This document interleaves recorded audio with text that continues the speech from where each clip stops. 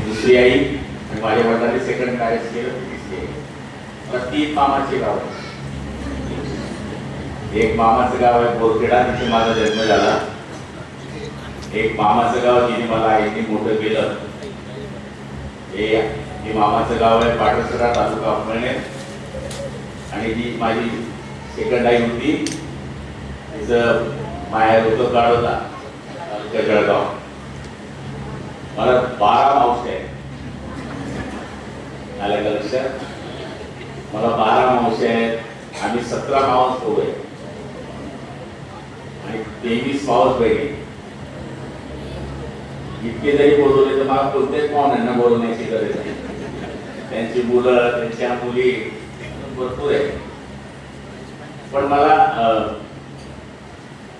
त्यावेळेसही माझ्याबरोबर मी थिएटरमध्ये जायचं होतं 4 पोलीस असायची.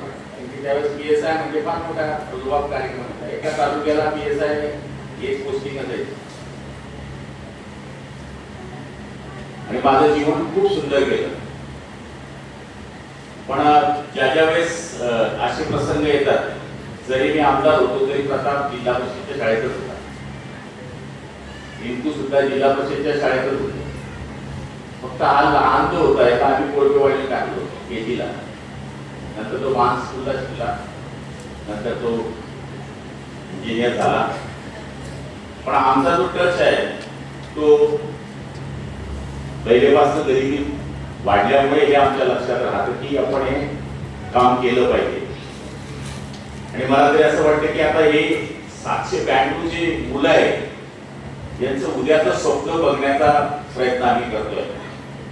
ते तर करणारच आहे, पण आम्हाला असं वाटतंय की हे 792 मुलांचं स्वप्न हे GPS आपल्या डोळ्यामध्ये बघतंय की हे मुलं पुढे मोठे झाले पाहिजे. आई वडिलांची माया ही जगात कोणीच घेऊ शकत नाही. मला आठवते ज्यावेळेस मला पोलिसांनी पकडलं आणि मला जेलमध्ये जायचं होतं तेव्हा मी आईला सांगून गेलो होतो अशा कशी सकाळी. म्हणजे मी आता जातो, मला पकड वॉरंट होता तेव्हा एक केसमध्ये. सगळ्यांना माहिती आहे. सकाळी मला पकडलं आणि संध्याकाळी 1 वाजली. आपल्या सगळ्या जिल्ह्याला माहिती आहे. आम्ही हे जे करतो हे सहज शो प्रसिद्धी. काही लोकांनी तर 1-2 गोष्टी केल्या की एवढी प्रसिद्धी करतात की त्याचा अंदाज नसतो. पण आम्ही जे करतो हे आमच्यावरही बरेच प्रसंग असे आयुष्यात आलेले आहेत की ते करण्याचा प्रयत्न करत असतो. सांगायला काही अडचण नाही. आमची आई PSI ची पत्नी असताना सुद्धा आमच्याकडे त्यावेळेस 50-60 एकर जमीन होती आणि मला शेतीचं माहिती काय तिथे फौजदार बाबा जायची तिथे मी जायचो. त्यांची पत्नी तिथे माझी शाळा. माझी 5वी इंग्लिश मीडियम स्कूल बडगावला झाली. मी सावद्याला शिकलो, वाडावचा शिकलो, मुक्ताईनगरला शिकलो. त्यामुळे माझं पाळतीची मला तुझं भाषा पण येत नव्हती. ही पण शिकली. माझी स्वतःची भाषा येत नव्हती. पण गावात आल्यामुळे मी भाषा हळूहळू मी शिकलो. आणि एक काळ तर असा होता की ज्यावेळेस काका वारले, फौजदार काका, त्यावेळेस आमची अशी परिस्थिती होती की आईचं पेन्शन मिळत नव्हतं. काही कागदांमुळे. वाघ गावाचे ट्रेजरी ऑफिसर होते, त्यांची पहिली भांडण झाली मी 10वीत असताना. आणि त्यावेळेस इतकं असल्यावर सुद्धा आम्ही पाडव्याच्या दिवशी चटणी भाकरी खाल्ली होती. ते आजही डोक्यातून निघत नाही, ते निघूही शकत नाही. त्यामुळे मी नेहमी आपल्या कार्यकर्त्यांना, कुटुंबियांना, स्वकीयांना, मित्रांना, नातेवाईकांना एकच सांगत असतो की जीवनामध्ये कितीही आलं तर गर्व आपल्याशी येऊ नका. बाकी सगळं आपल्या मागे उभं आहे. परिस्थिती बदलत नसते, परिस्थिती बदलत असते, परिस्थिती बदलत नसते. हा जो डोक्यातला विषय आपल्या डोक्यात आहे तो सगळ्यांनी काढला पाहिजे. गरिबीच्या शिक्षणातून अडचणीच्या ज्या वाटा आहेत त्या दूर करण्याचा या ठिकाणी प्रयत्न करत आहोत. आणि मला खात्री आहे याच्यामध्ये 60 विद्यार्थी असे की ज्यांना आई नाही, वडील नाही, त्यांचे आई वडील आता आपण सगळेजण आहोत. असं जर प्रत्येकाने ठरवलं तर ह्या मुलांचं काम एवढं होऊन जाईल. आणि सगळ्यात श्रीमंत माणूस कोण? एखाद वेळेस वडील गेले तरी चालेल, पण ज्याला आई आहे तो सगळ्यात श्रीमंत माणूस आहे असं मला वाटते. ती भुकेला राहील पण आपल्या मुलाला पहिलं ती खाऊ घालेल, नंतर खाईल, अशी आपली आई आहे. त्यामुळे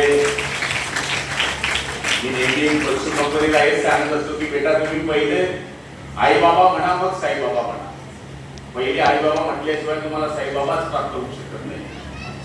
पण आज मॅडम आपण बघतोय की वृद्धाश्रम हा जो कन्सेप्ट आहे इथे आपण जर नजर टाकली, मी 2-3 दिवसाचं मला भेटलेली आणि आमचा पुढचा प्रयोग तोच आहे. 2-3 गोष्टी आम्हाला आयुष्यात करायच्या आहेत. एक मला वृद्धाश्रम करायचं आहे, अनाथ मुलांकरता एक करायचं आहे आणि हॉस्पिटल करायचं आहे. त्यामुळे या 3 गोष्टी करण्याचं माझं आयुष्यामधलं स्वप्न आहे. आणि माझा GPS परिवार, या GPS परिवारामध्ये वेगळ्या वेगळ्या जाती धर्माची मुलं आहेत, वेगळ्या वेगळ्या व्यवसाय करणारी मुलं आहेत आणि हे दिवसभर डिवोटेड मुलं आहेत, सगळे काम करत असतात. आता आमचा कालचा कार्यक्रम दिवसभर मॅडम नेत्र तपासणीचा होता आणि काल आम्ही 70 लोक मुंबईला पाठवले. आता उद्या आमचं पाळजीला आणखी शिबिर आहे. उद्या आमची इथून पाळजीहून 110 लोक आमचे डोळे करता ऑपरेशन करता मुंबईकडे रवाना होणार. आमची 2 लक्झरी ह्या कंटिन्यू मुंबई टू जळगाव प्रवास करत असतात आणि आता त्याच्यामध्ये जे चष्म्यांचे नजरे जे निघालेले आहेत त्यांचे चष्मे बनवण्याचं काम वेगळं चालू असतं. त्यांचा एक कार्यक्रम आठवड्यामध्ये आमचा होत असतो की त्यांच्या घरपोच आम्ही चष्मे देत असतो.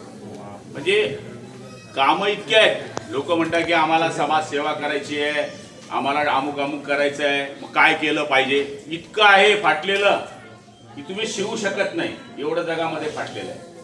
पण त्याच्याकरता प्रत्येकाने मेहनत घेतली पाहिजे आणि GPS परिवार निश्चितपणाने ती मेहनत घेतो. आज जळगाव जिल्ह्यामध्ये 600 पेक्षा अधिक अनाथ आणि 10,000 पेक्षा अधिक एकल पालकांची मुलं आहेत. या मुलांचं शिक्षण थांबू नये याच्याकरता शासनाच्या योजनेचा लाभ मिळावा याकरता, रोजगार व्यवसायाची संधी मिळावी याच्याकरता आपण 4 कोटी रुपयाचा प्रकल्प आता हाती घेत आहोत.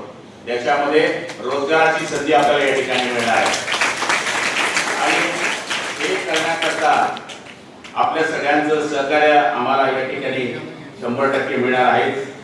आता बऱ्याच गोष्टी सांगण्यासारख्या आहेत पण आता जास्त बोलणं उचित होणार नाही की ही बच्चू कंपनी जी आहे ती 3 वाजेपासून आलेली आहे. बरोबर? किती वाजता आले? बरोबर.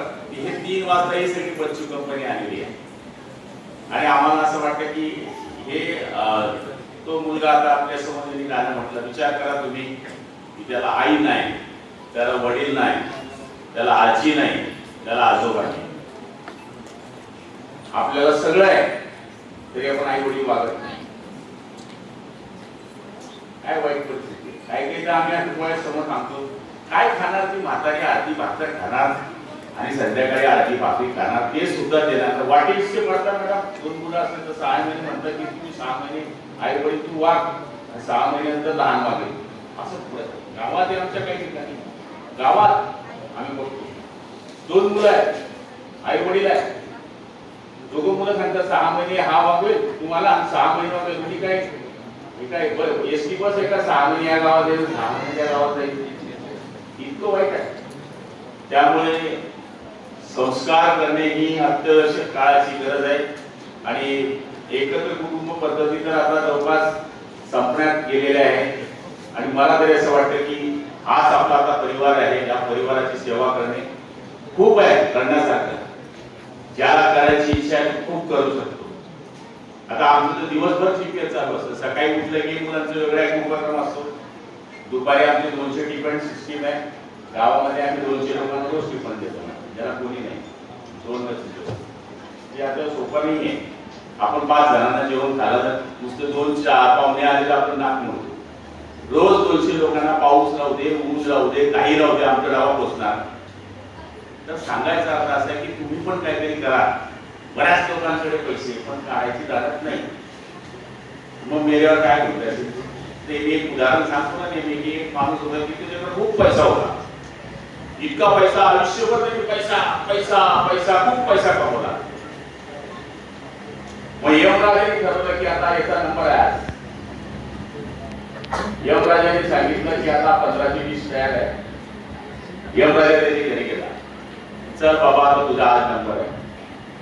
त्यांनी यमराजाला सांगितलं म्हणे महाराज मला 1-2 महिने द्या म्हणजे. म्हणे का?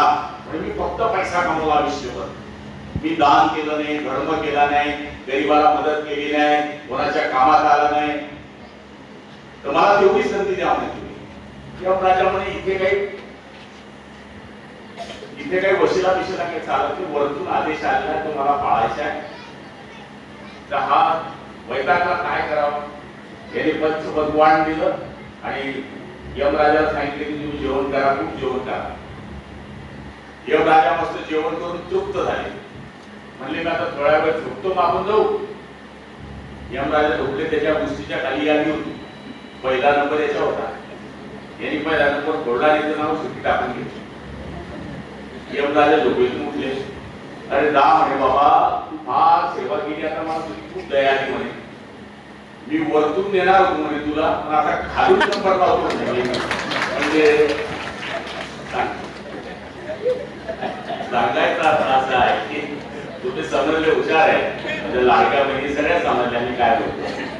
यमराजाला पटवायला गेला की माझं कौतुक घालू म्हणून नंबर कट केला, खाली टाकलं नाव. यमराजा म्हणे आता तू एवढं कौतुक घातलं हो, वरतून तुझंच पहिलं नाव होतं, पण तुला मी देणार होतो, पण आता काय करतो वरतं जाऊ देतो, खालून देतो, पण खाली नाव टाकून ठेवतो, त्याच्या प्रारंभात वरतीच जायचं होतं. म्हणून माझं म्हणणं एकच आहे की प्रत्येकाने आपल्या खिशातील, आपल्या कमाईतील काही पैसा, काही वस्तू तुम्ही अशा मुलांकरता किंवा गावातल्या गरीब माणसाकरता थोडी थोडी जरी मदत केली ना, तर सरकारला, समाजाला, सगळ्यांना एक मोठी मदत होऊ शकते, अशी मला या ठिकाणी खात्री वाटते. आपण दरवर्षी जे शेतकरी आत्महत्याग्रस्त शेतकरी असतात त्यांच्याकडे आता आपण पोळा येतो, तर पोळ्याचाही साहित्य होतो करता. तो एक आपला वेगळा उपक्रम आहे. उपक्रम भरपूर आहे, ती सांगण्याची आता गरज नाही, आणि जीपीएस हे सगळ्यांना माहिती पडलेलं आहे.